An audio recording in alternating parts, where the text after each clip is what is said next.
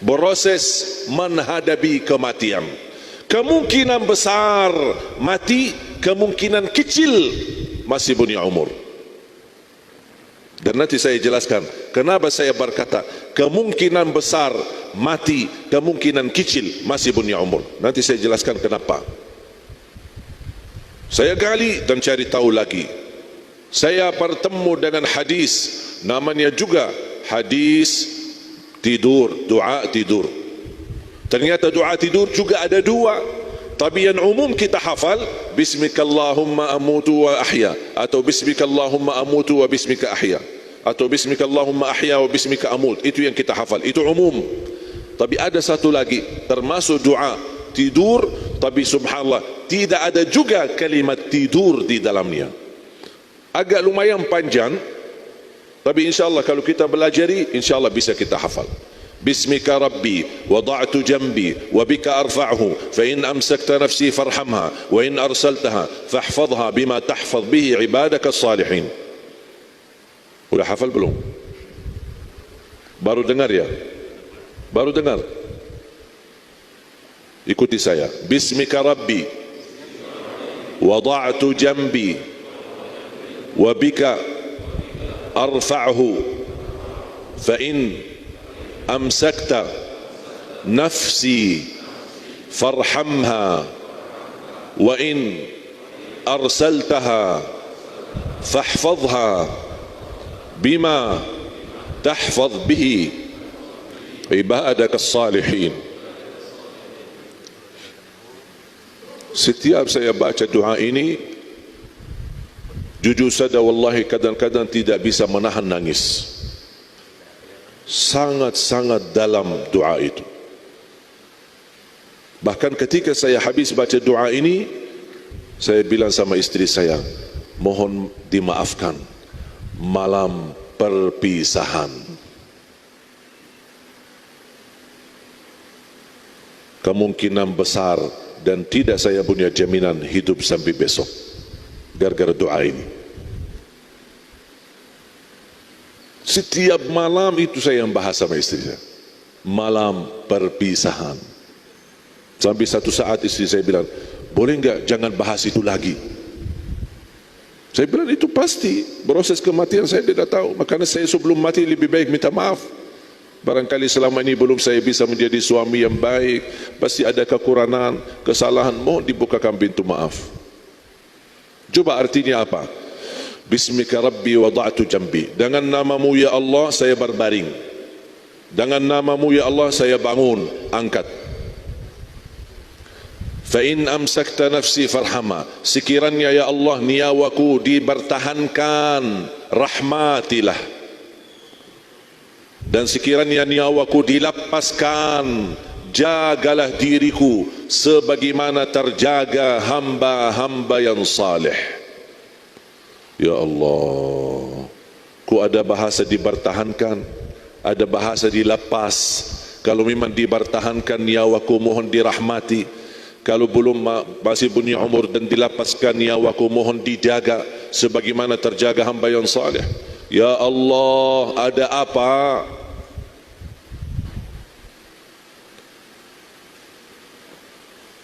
Itu yang kita selalu tanamkan kepada semua orang di bawah pimpinan kami penghafal Al-Quran, supaya mereka tahu dan merasakan keindahan doa dan Al-Quran ketika mereka baca. Tidak asal hafal doa, hafal wirid tapi tidak faham dan tidak bisa menhayati. Tapi sampai sekarang, sampai di saat itu saya menemukan dua doa tidur, dua doa bangun tidur belum terjawab penasaran saya. Justru menambahkan penasaran, heran ada apa ya Allah. Saya buka Al-Quran, saya baca seperti biasa, tapi saya tidak tahu jawabannya, belum saya tahu. Tapi saya sudah meyakini ada sesuatu yang terjadi di saat tidur. Apa itu? Prosesnya gimana? Saya belum tahu. Pas saya baca Al-Quran seperti wirid biasa, tilawah. Saya kan punya wirid tilawah untuk khatam, tujuannya untuk khatam. Saya baca biasa-biasa saja sampai surah Az-Zumar. Saya baca dari Al-Baqarah, setiap hari ada berapa, saya terus sampai satu saat saya baca surah Az-Zumar. surah 39 ayat 42. Pas saya baca, A'udzubillahi minasyaitonir rajim. Bismillahirrahmanirrahim. Allahu yatawaffal anfusa hina mautiha wallati lam tamut fi manamiha فيمسك التي قضى عليها الموت ويرسل الأخرى إلى أجل مسمى إن في ذلك لآيات لقوم يتفكرون. Pas saya baca ayat itu, saya teruskan, saya lanjut. Pas begitu lanjut ayat berikutnya, baru sadar, jawabannya itu yang selama ini saya cari. Saya balik lagi kepada ayat tadi. Simpan surah 39 Az-Zumar ayat 42. Kalau boleh fotokopi ayatnya serta terjemahannya, simpan di dinding kamar. Setiap malam terjadi peristiwa ini, mudah-mudahan bisa menyadarkan setiap malam proses menghadapi kematian. Kemungkinan besar mati, kemungkinan kecil masih hidup. Kenapa saya bilang kemungkinan besar mati, kemungkinan kecil masih hidup? Ayatnya itu menjawab. Ada Quran terjemah? Mohon Quran terjemah. Atau ada yang di HP-nya ada terjemahan Al-Quran? Bisa siapa MC-nya boleh, atau siapa yang berkenan baca terjemahannya? Saya ajak Bapak Ibu, doa yang selama ini kita baca, doa tidur maupun doa bangun tidur, terjawab di dalam ayat itu. Surah Az-Zumar 39 ayat 42. Ada MC-nya?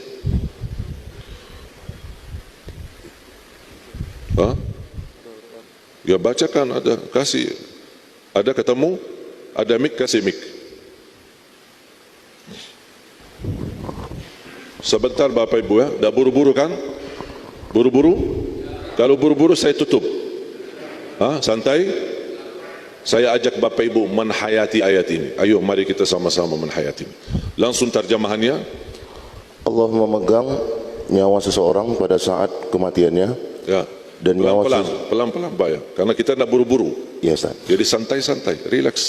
Sampai besok tidak apa-apa. Kita lagi santai. Tolong perhatikan. Coba sekali lagi. Allah memegang nyawa seseorang pada saat kematiannya. Allah memegang nyawa seorang pada saat kematiannya. Jelas? Berarti kalau kita meninggal dunia, yang memegang nyawa kita siapa? Allah. Sudah jelas. Tak perlu dijelaskan lagi. Tak perlu dibahas lebih panjang lagi. Tapi coba ada satu lagi kejadian. Dan ada bahasa dan wa. Kalau ada bahasa dan, ada keadaan yang sama tapi berbeda isinya. Coba lanjut. Dan nyawa seseorang yang belum mati ketika dia tidur. Dan nyawa seorang ketika belum mati di saat tidur. Maksudnya apa? Di saat tidur Allah memegang nyawa kita. Makanya ulama berkata tidur adalah kematian kecil, bisa jadi kemungkinan besar jadi kematian besar. Coba lanjut. Ini sekarang Allah bahas lebih detail lagi. Maksud daripada Allah memegang nyawa kita saat tidur. Coba Allah jelaskan lebih dalam lagi. Terus. Maka dia tahan nyawa orang yang telah dia tetapkan kematiannya. Maka dia bertahankan nyawa, kan sudah dimegang. Makanya di salah satu doa, Alhamdulillah telah kembalikan ruhku, yang kita baru saja baca. Telah kembalikan, berarti ruh kita pergi. Pergi ke mana? Allah memegang nyawa itu. Berarti sudah pasti Allah mencabut nyawa kita, Allah memegang nyawa kita. Itu sudah pasti, tapi belum pasti dilepas kembali. Belum pasti. Yang sudah pasti diambil, dimegang nyawa kita, tapi belum pasti dikembalikan. Makanya kemungkinan besar mati, kemungkinan kecil masih punya umur. Bisa jadi satu saat kita buka mata, Begitu melek mata, malah yang ada di depan kita mungkar nakir. Makanya ketika Bapak Ibu bangun, buka mata, masih ada di ruang kamar kita, masih di kamar tidur kita, ucapkan Alhamdulillah alladzi ahyana ba'dama amatana wa ilaihin nusyur. Sadari ucapan itu, hayati kalimat itu, karena baru saja dimegang nyawa kita oleh Allah, tapi Allah masih berkenan melepaskannya untuk punya umur lagi. Saya punya kebiasaan kalau bangun tidur, begitu buka mata, oh alhamdulillah, belum mungkar nakir ini. Karena bisa jadi satu saat dibangunin subuh, inna lillahi wa inna ilaihi raji'un, tak bangun-bangun. Pas begitu saya lihat di ruang kamar saya, oh alhamdulillah, alhamdulillah, alhamdulillah alladzi ahya'na ba'dama amatana wa ilaihin nusyur. Sampai saya 3 kali ucapkan alhamdulillah, alhamdulillah. Nikmat umur sangat mahal, nikmat umur sangat berharga. Allah masih berikan umur untuk menambah ibadah. Dan umur yang hakiki yang kita miliki, yang kita punya, cuma 1 hari, bukan 60 tahun, bukan 70 tahun, bukan 80 tahun, tapi umur kita 1 hari. Malam ini bisa dicabut, sudah pasti dicabut nyawa kita, tapi apakah dilepas punya umur lagi atau tidak? Berarti umur kita 1 hari, nanti malam akan proses menghadapi kematian. Manfaatkan hari ini maksimal ibadah, ibadah yang terbaik, tahajud yang terbaik, duha yang terbaik, baca Quran yang terbaik, sedekah yang terbaik, silaturahim yang terbaik, akhlak yang mulia yang terbaik. Pimpinlah keluarganya dengan baik, karena bisa menjadi hari ini hari perpisahan. Kalau masih punya umur lagi, semangat lagi untuk memberi yang terbaik agar meraih ridha Allah subhanahu wa ta'ala. Coba lagi. Dan dia lepaskan nyawa yang lain sampai waktu yang ditentukan. Dan melepaskan nyawa sampai ke waktu yang ditentukan oleh Allah subhanahu wa ta'ala. Diambil dan dikembalikan, diambil, dikembalikan, diambil, tidak dikembalikan.